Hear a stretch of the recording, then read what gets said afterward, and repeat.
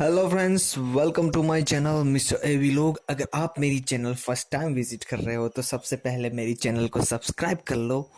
आज हम बात करेंगे कि फेसबुक में आप लैंग्वेज कैसे चेंज कर सकते हो। तो सबसे पहले यहाँ पे राइट साइड पे जो थ्री लाइन है उस पे आपको क्लिक करना होगा।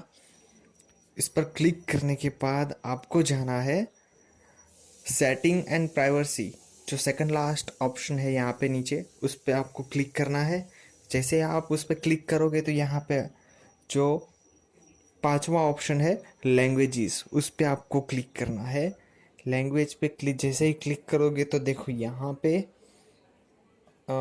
सारे लैंग्वेजेस के ऑप्शन आ चुके हैं। तो जो आप यहाँ पे सिलेक्ट करोगे वो वो लैंग्वेज यहाँ पे फेसबुक में सेट हो जाएगी। तो यहाँ पे हम दूसरा ऑप्शन हिंदी है, तो हिंदी पे हम सिलेक्ट करेंगे।